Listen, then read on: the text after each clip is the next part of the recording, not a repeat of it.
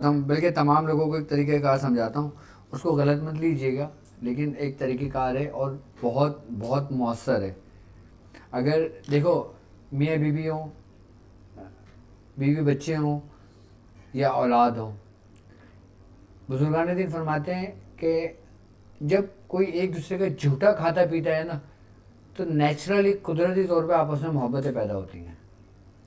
اور جو بچے اپنے ماں باپ کا جھوٹا نہیں کھاتے پیتے، ان میں محبتیں کم ہو جاتی ہیں.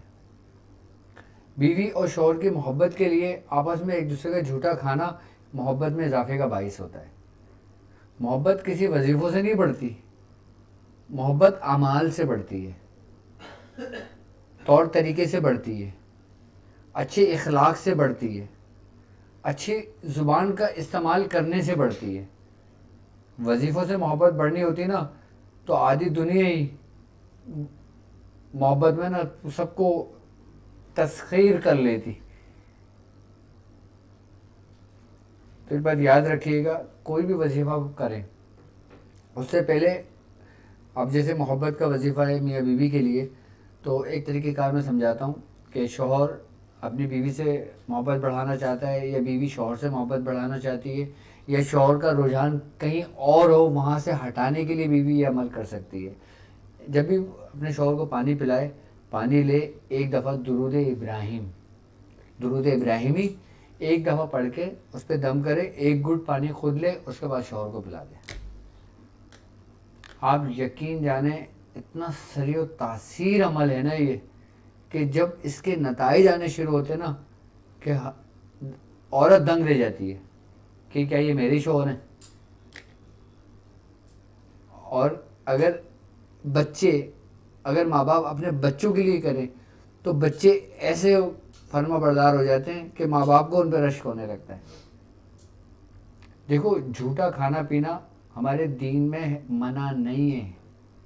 یہاں تک کہ سرکار دو عالم صلی اللہ علیہ وآلہ وسلم کے دور حیات کی اگر میں بات کرتا ہوں تو صحابہ کرام میں آپ سے اتنی محبت تھی کہ جب رسول اللہ صلی اللہ علیہ وآلہ وسلم جب وضو کرتے تھے نا تو صحابہ کرام وضو کا پانی پیا کرتے تھے اور وہ پانی اپنے پورے جسم پہ لگا لیا کرتے تھے.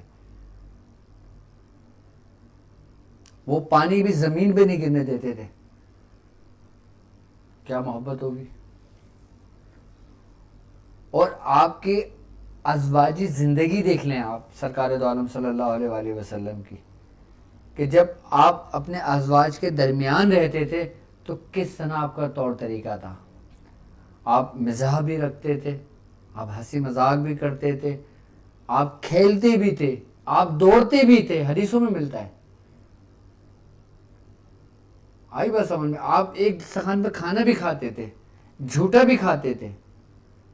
آپ یہاں تک کہ دسترخوان کے اوپر سے اگر روٹی کا رومالا کوئی لقمہ گر جائے تو اس کو بھی اٹھا کے صاف کر کے کھا لیا کرتے تھے. وہ فرمایا کرتے تھے کہ یہ رزق ہے، اس کی عزت کرو. اللہ تبارک تعالیٰ جب جس قوم سے یہ رزق چھین لیتا ہے اس کو کبھی لوٹاتا نہیں. اگر آپ لوگوں کو چاہیے کہ محبت کا کوئی وظیفہ دوں میں آپ کو، تو سب سے بہترین وظیفہ جو ہے نا وہ ایک دوسرے کا جھوٹا کھانا پینا ہے. میں آپ کو حقیقت بتا رہا ہوں، حقیقت یہ بات ہے.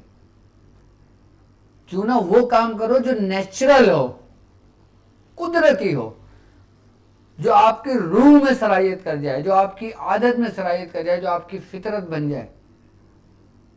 آپ کو وظیفہ کرنے کی ضرورت ہی نہیں پڑے گی محبت کے لیے.